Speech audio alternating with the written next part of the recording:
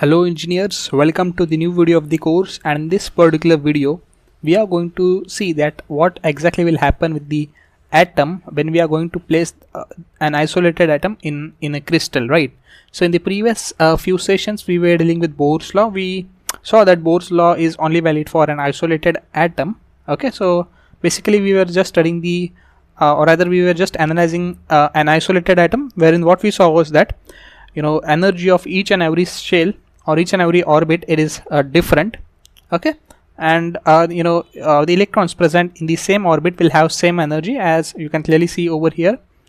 This was our conclusion, right? And then we also saw that why the energy of each orbit is fixed, because the forces that are present inside that particular atom, it is fixed or it is constant, right? So therefore the energy will also remain same, right? So that's the overall idea, or these are the concepts that we saw in our previous few videos, or rather in our previous few sessions. Now we are going to see that what exactly will happen if we are going to place the same isolated atom back to the crystal, right? Great. So for that, let's move further. So as you can see over here, this is my crystal, and there are a lot of atoms inside that particular crystal, right? So let me proceed further. Okay, so I'll just read this particular line, and then we will try to understand this particular concept in detailed way. Okay, so as I had mentioned that due to the interaction of a single outermost electron with many nucleus and electrons, the energy of electron changes due to influence. Okay, so this is in bracket. Thus the energy of an outermost, this should be electron, thus the energy of an outermost electron present in the same orbit is different. In short, we can say that energy of each electron is scattered. Okay, don't worry, I will explain this particular part in detailed way. Okay, great. So let me proceed further. Okay, so what I had done over here is that I had just taken two atoms. Okay, that means what, if you look over here, what I'm doing, I'm just taking, or rather I'm just considering these two atoms. So basically I am zooming this two particular atom, and when I zoom this is what I can see. So let me proceed further. Alright, so when I zoom this is what I will see. I know I had shown over here the distance between these two atoms. In reality, you will hardly get any distance. Generally it would be around 3 to 4 Armstrong. So the the distance between the atoms, between these two atoms, it would be around 3 to 4 Armstrongs, or even less than that sometimes. Okay, but just for our understanding purpose, I had zoomed this particular diagram so that it would be pretty easier for us to understand the concept in detailed way. Okay, so let's focus on the concept. Alright, so as I had mentioned that there are few electrons present in the outermost shell of each and every atom, right? So let's assume this is that particular electron, right? Great. So now if you look very clearly at this particular electron, what I can see is that, see, this electron is getting influenced by a lot of forces. That means what? See over here, this electron will be getting influenced by this particular nucleus. That's the different scenario, that whether this particular nucleus will attract or repel these electrons, but surely it will be getting influenced by this particular nucleus, right? Similarly, if there is an innermost electron present in the inner shell of this particular atom, so that particular electron will also try to influence this particular electron. Obviously it is going to repel, right? Similarly, now since if you look over here very clearly, there is another atom present near to this particular atom, right? And that particular atom also has one outermost electron present over here. So just a second, yeah, so let's assume this is that particular electron, right? So if you look very clearly, the nucleus of this particular atom, it will try to influence this particular electron.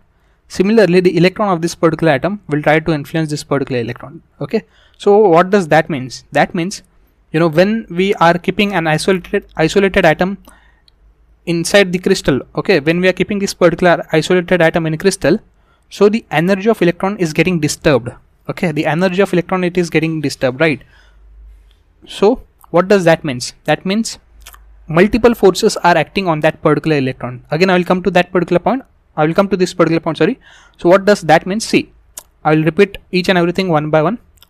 So let me go to the image of an isolated atom. Alright, so we saw that, or rather I told you that if there are, let's assume that if there are 1 and 2, if there are 2 electrons present in the outermost shell, okay, in an isolated atom, so the energy of both the electrons would be same. That is, even this electron will have energy of 2 electron volt and this electron will have energy of 2 electron volt, right?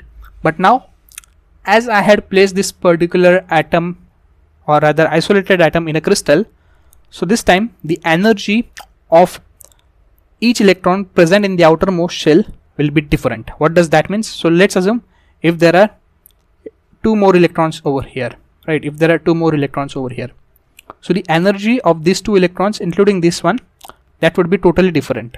Okay, now if you look over here, this electron will try to influence this one. Similarly, this electron will try to influence this one, and in contrary, even this electron will try to influence the other, other things as well, that is nucleus and electrons. But the overall idea is that the energy of electron, or rather the energy of this electron, is changed. Is changed. Okay, so might be the energy of this particular electron, it might be around, let's assume it might be around 2.1 volt, sorry, 2.1 electron volt, 2.1 electron volt. So it might have increased, right? All right, so now, if we try to check the energy of this electron, even this might be changed. If we try to look upon this particular electron, that means the energy of this particular electron, even this might be changed. So let me just proceed further, okay, and let's see, or rather, just to just to explain this particular part, I had intentionally taken these 4 atoms. As such, they are very much close to each other, but as I mentioned, I'm just zooming this particular image so that it would be pretty easier for us to understand or to comprehend few of the things, right? So if you look over here, I will take this particular atom. So let's assume that there are 3 electrons, or rather 3 electrons present in the outermost shell, right? So now if you look over here, this electron, it will be strongly influenced by this particular nucleus, and even this one, and even this one. Similarly, if there is an electron present in the outermost shell of this particular atom, so even that, even they will influence this particular electron, even they will influence this particular electron. And even the nucleus of this particular atom, even this will try to influence this particular electron. I know you all say, you all guys will say that this is much more far away from this one. No, it is, it is very, very close to each other. They are very, very close to each other. So surely the nucleus of this particular atom, it will also try to influence this particular electron. Okay, so as you can see, there are multiple forces acting on this particular electron. Okay, but now let's see this particular electron. Just a second, before that, let me just show over here this one as well. So even this electron will try to influence this one, and even this electron will try to influence this one. As you all know, the size of atom is very, very less, so electrons are very close to each other, right? In reality, they are very much close to each other, and therefore they will try to interact with each other or try to influence each other, right? All right, so now let's see the interactions of this particular electron. So when I talk about this one, so if you look very clearly, this electron is getting influenced by this particular electron. Even the nucleus of this one, or this particular atom, it will try to influence this particular electron. The nucleus of this one will try to influence this electron, and the nucleus of this one will try to influence this particular electron, right? But if you try to compare the amount of forces that are acting on this particular electron, they are very less as compared to this one, right? I hope you are able to understand this. So let's assume that if I want to carry out the summation of forces, let's assume for this particular electron, let's assume that this electron is electron A, and let's assume that this is electron B. So if I want to carry out the summation of forces acting on electron maybe electron A, so let's assume that there are multiple forces, there are a lot of forces, right? So this would be F1 plus F2 plus F3 and so on till Fn, right? There are multiple forces acting on this particular electron A. Okay, but now if I try to carry out the summation, let me change the color. Yeah, if I try to carry out the summation of force for this particular electron, that is electron B, so there will be little less force as compared to this one, maybe 4 to 5 forces only, that is F1 plus F2 and so on till F5, right? So there are only 5 forces acting on this particular electron, right? So due to this, what is going to happen? As you can see over here, the amount of forces, they are different, right? And the amount of forces acting on electron A, it is greater as compared to the amount of forces acting on electron B, right? So there are, let's assume that there are 10 forces acting on electron A, but there are only 5 forces acting on electron B. And due to this, what is going to happen? There would be a mismatch between the energy of electrons. So for time being, let's assume that the energy of electron A, energy of electron A is equivalent to, let's suppose it is 2.1 electron volt. Okay, but when I'm checking the energy of electron B, I will get its energy, let's take it is around 1.99 electron volt. Okay, so you see, the energy is changing, right? The energy of each electron, it is changing, right? If I try to check this particular electron, it might have certain different energy. Maybe energy of this particular electron would be I'll take roughly as around 2.05 electron volt, something like that, right? But you see, the energy of each electron, it is changing even though they are present in the same orbit, right? Even though they are present in the same orbit, and this will only happen if we are placing this particular isolated atom inside the crystal, right? But when I was talking about isolated atom, so what was happening? The energy was almost fixed, or it was almost constant. That was 2 electron volts, right? This is what we had assumed, right? Great. So now let me write the entire sentences what I want to conclude with this. Okay, so let me just write a few of the sentences.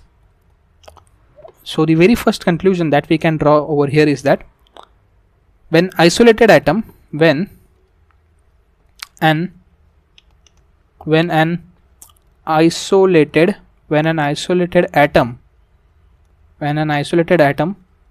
is placed inside a crystal, so what is going to happen? The energy of each electron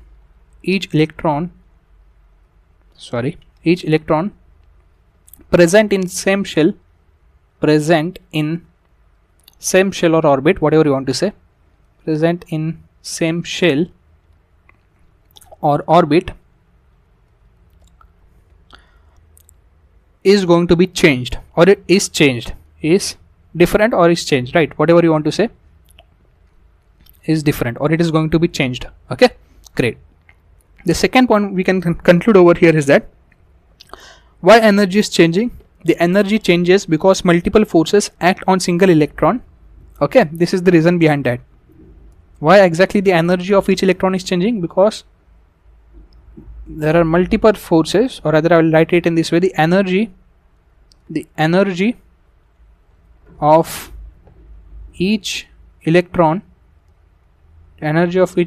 changes because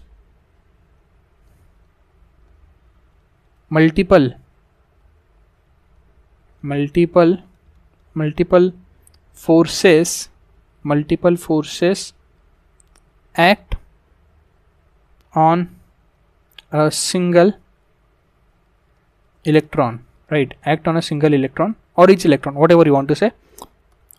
And last but not least is this, that is, which color should I take? I will take white one. Thus we get energy band for an outermost shell of an atom, okay, of a random atom which we had considered, right? Thus we can get an energy band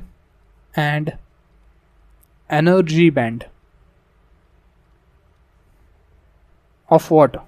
Energy band for an outermost electrons or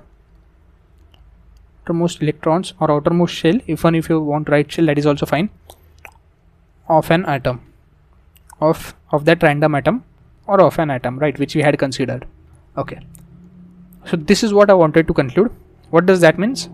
Again, I'll repeat all of the points. See, over here I had mentioned that due to the interaction of single outermost electron with many nucleus, so this is what we can say, we can see over here.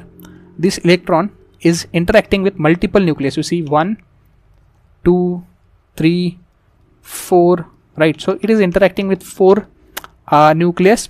If there are around, obviously in when we deal with crystal, so there are a lot of atoms. If you see over here, this atom, it is interacting with multiple atoms, right? If I just a second, if I talk about this particular atom, this one, so it is interacting with 1 2 3 4 5, so it is interacting with almost 5 to 6 7 atoms. Obviously I just drawn the rough diagram. In reality, you see, you'll get this kind of images, right? Wherein this particular atom interacts with lot of atoms, right? So this is what I had mentioned, that the electron present in the outermost shell, it interacts with lot of nucleus, right? Where it is, yeah, many nucleus or lot of nucleus, okay, and electrons as well. Obviously this is what I had mentioned. So this electron is getting influenced by this particular electron, okay, which is of different atom, right? The energy of electron changes due to the influence. Thus the energy of outermost electron present in the same orbit is different, right? So that's what this is what I had mentioned over here. Even though the electrons are present in the outermost orbit, so it should be same, right? According to the Bohr's law, it should be same, but it won't remain same. Rather it will change, or rather it is going to change. As I had mentioned, that maybe the energy of this particular electron A, it would be 2.1 electron volt.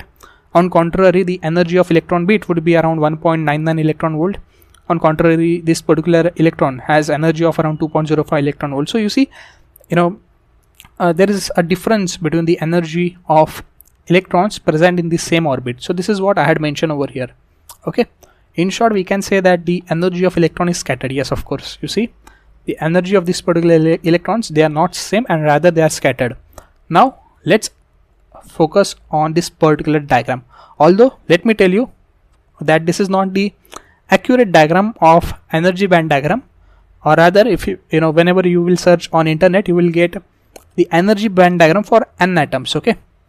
So you will get energy band diagram, which we are going to look upon, okay, as we move further and further in this particular course. Energy band diagram for n atoms, okay. So basically that energy band diagram is created considering n number of atoms. But as of now, what I had done, as we all guys know, that we had focus on isolated atom. So this is my isolated atom, okay. And what will happen if I place this particular isolated atom in a crystal, right? So we are going to plot energy band diagram of this particular atom, okay. So, and I had just considered the outermost shell, okay. I had just considered the outermost shell, and I had assumed that there are around 8 electrons present in the outermost shell. So 8 electrons are present in outermost shell or orbit, whatever you want to say, right? And as we had discussed that the energy of each electron, it won't remain same, rather it is going to be it is going to be changed, right? So when we were talking about isolated atom, so the energy of each electron which are present over here, so the energy of this electron, it was 2 electron volt. Similarly, the energy of this electron, it was also 2 electron volt. Similarly, this was also 2 electron volt. This electron has also even the energy of this electron was also 2 electron volt. So all of the 8 electrons were having same energy, that is 2 electron volt, when we were dealing with isolated atom, right? But as soon as I place this particular isolated atom in the crystal, so the energy of each electron got scattered. So maybe this electron might have the energy of 2.1 electron volt. This might have energy of 1.99 electron volt. This electron might have energy of maybe 2 electron volt. This electron might have energy of maybe around 2.05 electron volt, something like that. This might have energy of around maybe 2.12 electron volt, something like that. So you see, each and every electron, the energy of each and every electron, it is scattered, or rather it is changing. It is not same at all, right? So this is what I can say. So over here, you see the energy, this line, see this particular line, see this one, it indicates that the energy of electron present in the atom or an isolated atom, or the energy of an outermost electron present in an isolated atom, it was fixed. That is, we had assumed it as to be we had assumed to be as 2 electron volt, right? So for an isolated atom, the electron present in its outermost shell has a fixed energy of 2 electron volt, right? But as soon as we are placing this particular atom in the, or rather as soon as we are placing this particular isolated atom in the crystal, so what is going to happen? The energy is getting scattered, and thus what we can see is this. So maybe this particular electron might have the energy of 1.99 electron volt. The other might have 1.98 electron volt, right? The other might have maybe 2.01 electron volt. This might have 2 electron volt, and so on. So basically, you see the energy is changing, right? Okay, so the energy is scattered. This is what I had mentioned over here. Okay, this is what I had mentioned over here. The energy is scattered. Okay, actually it shouldn't be in this way. Just a second, let me erase it. Yeah, it should be something like this. So maybe just a second. Yeah, 1.98 electron volt. Maybe this is 1.99 electron volt. Maybe this would be 2 electron volt, 2.01 electron volt, maybe 2.05 electron volt, and so on. So it will go on increasing. So you see, if I want to represent the energy of these 8 electrons which were present in the isolated atom, I'll just draw it with the help of one single line, and which will indicate that it is 2 electron volt, right?